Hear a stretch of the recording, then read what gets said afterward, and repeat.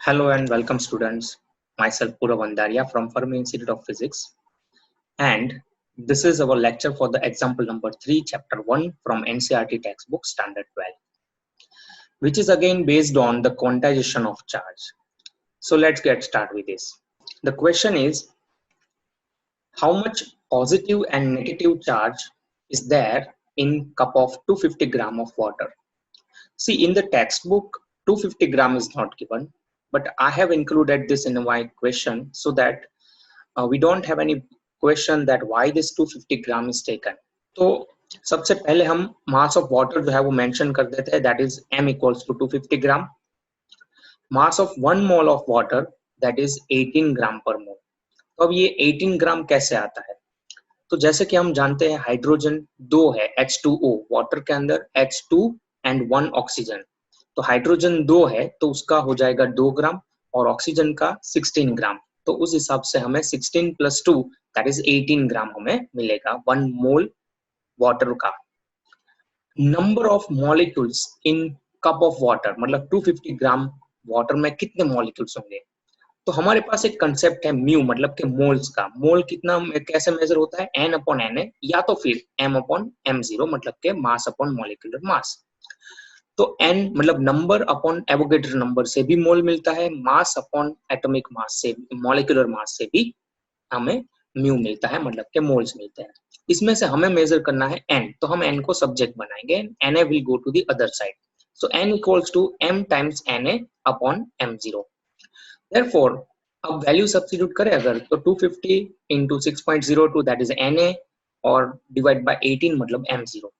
ऐसा करने पर हमारा जो फाइनल आंसर बनता है वो आता है 83.61 10 to the power 23, that is 8.36 into 10 to the power 24.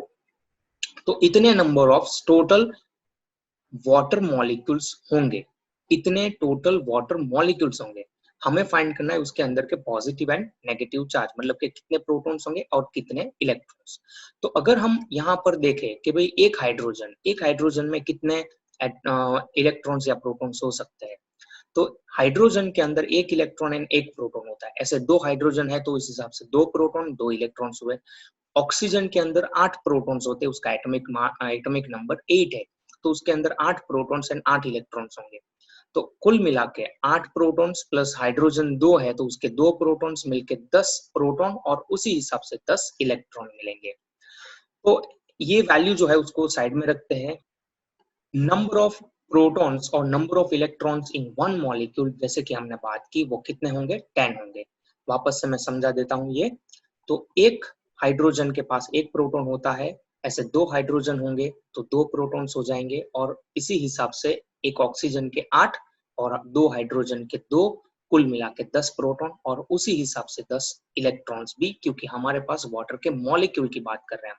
तो वाटर मॉलिक्यूल के अंदर जितने प्रोटॉन्स होंगे उतने इलेक्ट्रॉन्स होंगे. ये आयन नहीं है, मॉलिक्यूल है, न्यूट्रल होगा. और न्यूट्रल क्यों होता है? बिकॉज उसके पास जितने प्रोटॉन्स है उतने ही इलेक्ट्रॉन्स होते हैं. अब हम बात करते हैं कि अगर एक मॉलिक्यूल के अंदर 10 प्रोटॉन है तो n नंबर ऑफ में कितने होंगे? तो n टाइम्स 10 हो जाएगा. तो 10 टाइम्स हमें ये जो n हमने फाइंड किया, वाटर मॉलिक्यूल्स फाइंड किए, वो मिलेगा. बट उससे पहले हम बता देते हैं कि भाई उसको हम क्या कहेंगे, उसको हम कैसे डिनोट करेंगे. तो उसको हम डिनोट करेंगे Np इधर for number of total protons and number of electrons के लिए स्मॉल ne. तो Np and Ne must be the same. जैसे मैंने बताया कि जितने प्रोटॉन्स होंगे उतने ही इलेक्ट्रॉन्स होने वाले हैं. तो पूरे कप में 250 ग्राम वाटर के अंदर जितने प्रोटॉन्स होंगे उतने ही इलेक्ट्रॉन्स होंगे टोटल. और वो टोटल कितने होंगे? दैट इज Np और एल्स Ne इक्वल्स टू क्या हो जाएगा? 10 टाइम्स n, क्योंकि एक मॉलिक्यूल में 10 है, एक मॉलिक्यूल में 10 है तो n मॉलिक्यूल में कितना होगा? बराबर है, तो 10 टाइम्स बढ़ जाएगा. बराबर है. तो n की वैल्यू हमारे पास है यहाँ पर साइड में हमने रखी हुई है 8.36 इंटू 10 टू द पावर 24. तो उसको 10 से मल्टीप्लाई करेंगे हम, तो उसके हिसाब से हमें मिलेगा अगेन 10 पावर एक इंक्रीज हो जाएगा, तो 8.36 इंटू 10 टू द पावर 25 हो जाएगा. ठीक है. तो ये क्या मिल रहा है हमें? ये मिल रहा है हमें number of protons and number of electrons. हमें क्या फाइंड करना है? Positive charge and negative charge. तो अब हम चार्ज की बात करते हैं. तो क्वांटाइजेशन रूल हम अप्लाई करेंगे. क्वांटाइजेशन रूल क्या है? Q is equals to Ne. तो यहाँ पर हमारे पास टोटल पॉजिटिव चार्ज जो है into 50 gram of water, say it is QP, तो वो QP कितना होगा, तो Q is equal to NE होता है, उसके हिसाब से QP is equal to NP times E। Okay, E की वैल्यू हमें पता है 1.6 into 10 to the power minus 19 होता है। NP जो हमने ऊपर पहले ही डिराइव कर लिया हुआ है, कितना है 8.36 into 10 to the power 25 times electron की E की वैल्यू, E मतलब 1.6 10 टू द पावर माइनस 19, तो उस हिसाब से हमें वैल्यू कितनी मिल रही है 13.4 into 10 to the power 6, that is 1.34 into 10 to the power 7 coulomb. तो इतना हमें टोटल पॉजिटिव चार्ज जो है वो मिलेगा। अगर इसी तरह से हम नेगेटिव चार्ज की बात करें कि total negative charge into 50 gram of water कितना होगा, so let us say it is equals to QE।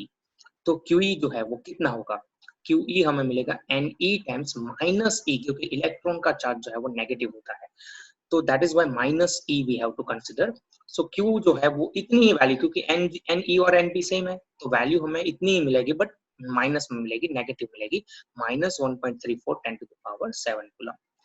So this is the final answer for the negative charge. The positive charge 1.34 10 to the power 7, negative charge minus 1.34 10 to the power 7, and net charge of the system will be 0. So I hope you understand this question. Thank you very much.